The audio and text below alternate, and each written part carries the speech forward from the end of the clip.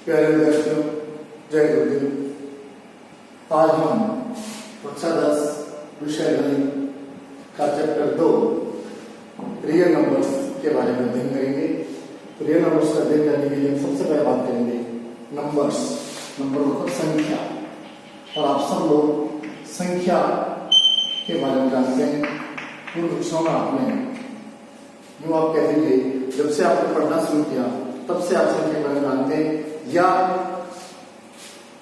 संख्या की परिभाषा की जब बात करें हम, तो संख्या दैनिक जीवन में हमें कोई वस्तु कितनी है, ये वस्तु इतनी है, ये वस्तु कितनी है, कितनी वस्तुएं हैं, ये बोध कराता है, उसे ही हम क्या कहते हैं, संख्या है। और संख्या आप जानते हैं, संख्या 1 2 3 कुछ भी आप लिख सकते हैं संख्या, ये सब संख्या कहलाती है। अब संख्या कैसे बनी, उसके बाद हम बात करते हैं संख्या के बाद अंक, डिजिट। तो आप डिजिट के बारे में जानते हैं, अंकों का आप हमेशा उपयोग करते हैं। अब अंक क्या होता है, इसके बारे में आपको बताऊंगा। आपको यहाँ पर गणित विषय में सभी संख्याओं को प्रदर्शित करने के लिए, लिखने के लिए जिन संकेतों का उपयोग करते हैं वो संकेत अंक कहलाते हैं। तो संकेत कौन से संकेत होते हैं, आप सब जानते हैं, 0 1 2 3 4 5 6 7 8 9। ये सभी जो संकेत हैं, ये संकेत अंक कहलाते हैं। और संख्याएं इन अंकों से ही मिलकर बनती है। जैसा कि आप जानते हैं, संख्या 1 अंक की भी होती है, 2 अंक भी होती है, 3 अंक, इसी प्रकार बहुत सारी बड़ी संख्याएं भी होती है।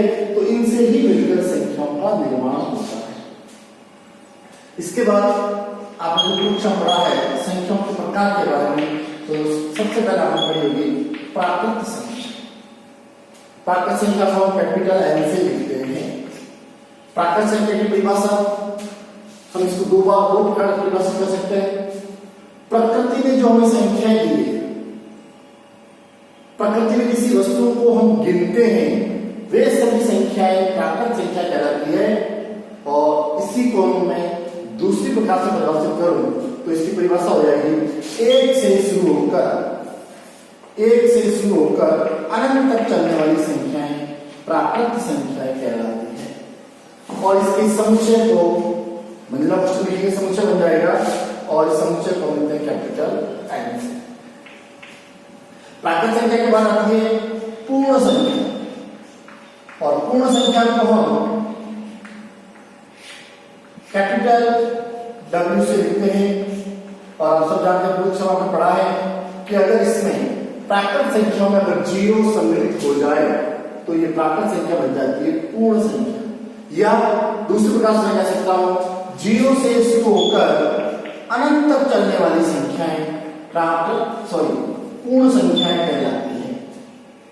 और अगर इसको हम समुच्चय के रूप में लिखें तो ये बन जाएगा पूर्ण संख्याओं का समुच्चय, जिसे हम कैपिटल W से लिखते हैं। पूर्ण संख्या के बाद अब हम इसके आगे परिभाषा की बात करेंगे। पूर्ण संख्या के बाद हम आते हैं पूर्णांक, इंटीजर।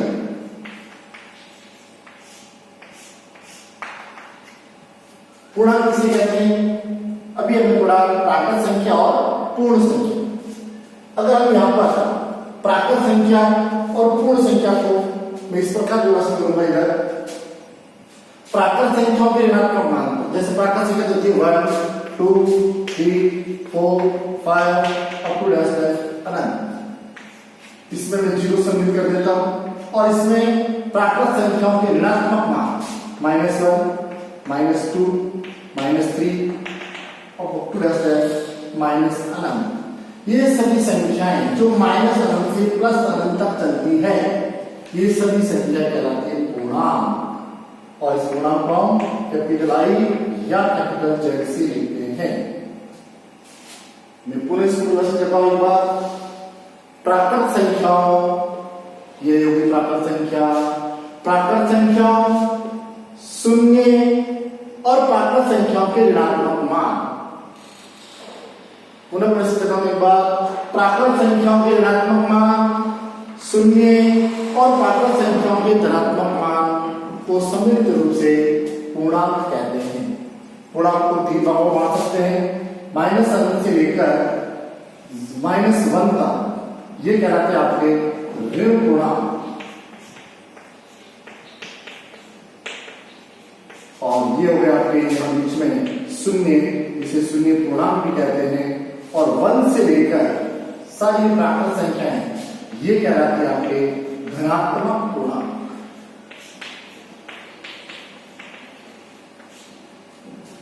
शून्य ये न तो ऋण पूर्णांक है, शून्य सिस्टम, न ऋण पूर्णांक और न ही धन पूर्णांक,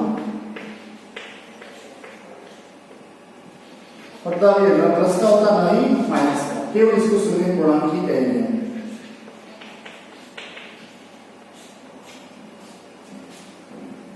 अब पूर्णांक के बाद हम चलते हैं परिमेय संख्या। परिमेय संख्याओं के बारे में भी आपने कक्षा 8 और कक्षा 9 में पढ़ा है, तो मैं यहाँ पुनः परिभाषित करते हैं। आप परिमेय संख्या को लिखते हैं कैपिटल क्यू से, और इसकी परिभाषा आपने पढ़ी है, ऐसी संख्याएं जिन्हें P बट्टा Q के रूप में लिखा जा सकता है, या कह लो अंश बटा हर के रूप में लिखा जा सकता है, परिमेय संख्याएं कहलाती है। जहां एक शर्त है, इसकी शर्त है कि Q का मान 0 नहीं होना चाहिए। Q is not equal to 0, r is not equal to 0, तो ऐसी संख्या को हम परिमेय संख्या कहते हैं। जैसे उदाहरण के लिए ले सकते हैं 1 भी परिमेय संख्या है, इधर -3 भी परिमेय संख्या है, 1/4 भी परिमेय संख्या है, 2/7 भी परिमेय संख्या है। इस प्रकार ये सब क्या है, परिमेय संख्याओं के बहुत सारे उदाहरण हैं। परिमेय संख्या के बाद आता है आपके अपरिमेय संख्या, जिसका हमें यहाँ इस चैप्टर में विस्तार से अध्ययन करना है। अपरिमेय संख्या, इसकी परिभाषा भी आपने कक्षा 9 में पढ़ी होगी। अपरिमेय संख्या, इरेशनल नंबर। क्या होती है अपरिमेय संख्या भाषा?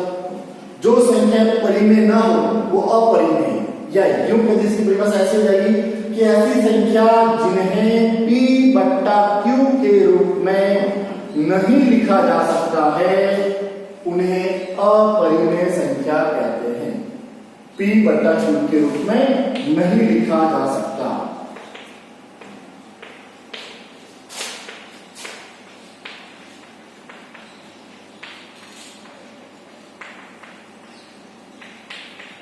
उन्हें हम कहते हैं अपरिमेय संख्या। समझने के लिए हम ये भी समझ सकते हैं कि अपरिमेय परिमेय का विरोध। जो संख्या परिमेय है वो अपरिमेय नहीं है, और जो अपरिमेय है वो परिमेय नहीं है। उदाहरण के तौर पर हम यहाँ ले सकते हैं अपरिमेय संख्या के बारे में √2, √3, √5 अप टू 10 और भी संख्या होती है। कक्षा 10 में आपके इस चैप्टर में आगे चलकर हम √2 अपरिमेय है, √3 अपरिमेय है, √5 अपरिमेय है। हम प्रमेय का के सहायता से हम सिद्ध करेंगे कि यह संख्याएं अपरिमेय संख्या हैं। अब इसके बाद आते हैं आपके चैप्टर का जो मेन नाम है वास्तविक संख्या। तो वास्तविक संख्या को समझने के लिए मैं आपको बता सकता हूं कि अभी तक हमने जो संख्याओं के प्रकार पढ़े हैं, चाहे वो प्राकृत संख्या हो, चाहे वो पूर्ण संख्या हो, चाहे पूर्णांक हो, पूर्णांक में धन पूर्णांक हो, शून्य हो या ऋण पूर्णांक हो, सभी प्रकार की संख्याएं परिमेय हो या अपरिमेय हो, सभी संख्याएं सम्मिलित रूप से वास्तविक संख्याएं कहलाती है। तो इसकी परिभाषा हम लिख सकते हैं परिमेय व अपरिमेय। परिमेय व अपरिमेय सभी सम्मिलित रूप से वास्तविक संख्या कहलाती है, और इसे कैपिटल R से लिखा जाता है। रियल नंबर इसे कैपिटल R से लिखा जाता है। अब आपके यहां कोर्स में वास्तविक संख्या में जो हमने पढ़ा है, पूर्णांक और अपरिमेय संख्या के बारे में आगे डिटेल में है। तो यहाँ सबसे पहले हमें किन्हीं दो पूर्णांकों का HCF ज्ञात करना है, और HCF ज्ञात करने के लिए यहाँ पर हमारे चैप्टर में यहाँ पर है यूक्लिड विभाजन प्रमेय का। अब यूक्लिड विभाजन प्रमेय का क्या है? यूक्लिड किसी गणितज्ञ का नाम है, विभाजन से मतलब भाग से है, और प्रमेय का आपने पढ़ा है कि समय प्रमेय। तो प्रमेय का हम क्या परिभाषित करेंगे? प्रमेय का हम इसको क्या परिभाषित करेंगे? प्रमेय का एक कथन है। प्रमेय का क्या है? कथन है। कथन कैसा? सिद्ध कथन। यह कथन स्वयं सिद्ध है और दूसरों को सिद्ध करने में सहायता करता है। इसकी सहायता से हम दूसरे कथन को सिद्ध कर सकते हैं, स्वयं सिद्ध है।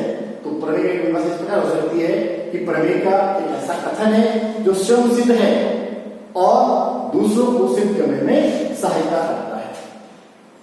अब यहां बात करते हैं यूक्लिड विभाजन प्रमेय का की।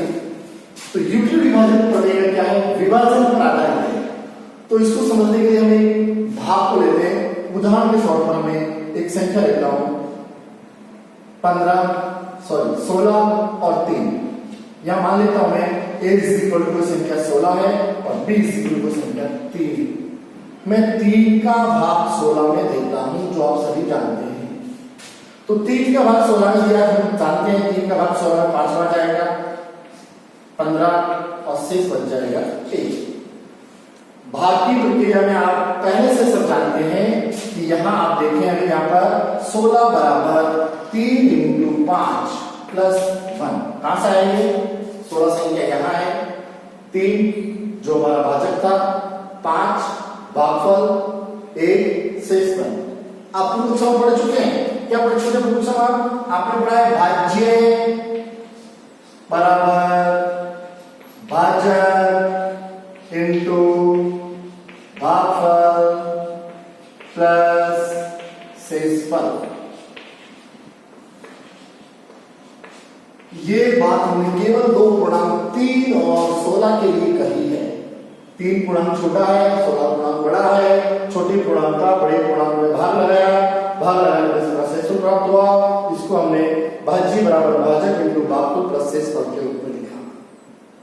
इसी सूत्र को अगर सभी पूर्णांकों के लिए लिख लिया जाए, कोई भी पूर्णांक हो, धनात्मक पूर्णांक, उस पूर्णांक के लिए लिखा जाए तो वही कहलाएगी यूक्लिड विभाजन प्रमेय का। तो यूक्लिड ने क्या कहा? यूक्लिड ने कहा कि यदि कोई दो पूर्णांक और पूर्णांक यहां पर कोई भी हो सकते हैं, इसलिए दो पूर्णांक लिए, तो ए लिया इसने और दूसरा लिया ए व बी, इस प्रकार हो कि अब यहां मैं क्या करूंगा? यहां पर देख लीजिए, आप यहां इससे समझ लेते हैं। यहां पर ए का मान 16, ए का है अंदर, तो मैं यहां लिखता हूं ए अंदर, बी बाहर, भाग लगाया, भागफल 5 बार गया, तो ये भागफल यहां मान लिया, भागफल आया क्यू। भाग लगाया, यहां पर दोनों गुणा किया था, बी क्यू आया, और घटाने पर अगर यह मान लिया शेषफल क्या है? आ। भाजक यह है आपके भाज्य, भागफल और यह है शेषफल। यहां पर दो पूर्णांक हमें ज्ञात थे, तब तो इस प्रकार लिख दिया 16 = 3 × 5 + 1। अब हमें कोई भी दो पूर्णांकों के लिए हम इस प्रकार का नियम लिख सकते हैं कि अगर दो पूर्णांक इस प्रकार हो और छोटे पूर्णांक का भाग बड़े पूर्णांक में दिया जाए और कोई भागफल आए और उसका घटाने पर शेषफल आए, तो यहां से बनती है a = bq + r, जहां r क्या? शेषफल। शेषफल आप सब जानते हैं, किसी भी दो पूर्णांकों का भाग लगाए शेषफल कम से कम शेषफल 0 आ सकता है। तो ये कम से कम शेष r का कम से कम मान क्या हो सकता है? 0। 0 से छोटा मान नहीं हो सकता, क्योंकि हम भाग लगाना हमें आता है। भाग जब भी लगाते हैं, हम किसी भी संख्याओं का भाग लगाते हैं तो वहां पर शेषफल माइनस में नहीं आता है, छोटा से छोटा शेषफल 0 आता है। इसलिए शेषफल का मान कम से कम क्या हो सकता है, 0 हो सकता है। और बड़े से बड़ा क्या हो सकता है, जैसे देखिए इधर हमने 3 का भाग लगाया है, शेषफल आया 1। अगर यह संख्या 17 होती, शेषफल आता 2। अगर यह शेषफल 18 संख्या 18 होती तो शेषफल क्या आता, 6 बार भाग लगाना पूरा और शेषफल हो जाता 0। तो 3 का भाग लगाने पर शेषफल क्या क्या हो सकता था, 1 2 0, 3 नहीं हो सकता, मतलब जिसका भाग लगा रहे हैं उससे छोटा। तो भाग हमें किसका लगा रहे हैं, भाग हम लगा रहे हैं b का। तो r का मान b से तो छोटा होगा और 0 से बड़ा और बराबर। इसको हम इस प्रकार पढ़ते हैं, r is equal to and less than, sorry r is equal to and greater than 0 and less than b। दोबारा बताता हूं आपको इसको, शेषफल का मान 0 के बराबर, 0 से बड़ा और b से या क्या तो भाजक से छोटा हो सकता है। आज हम यहीं तक पढ़ेंगे, इसके आगे का भाग हम कल पढ़ेंगे।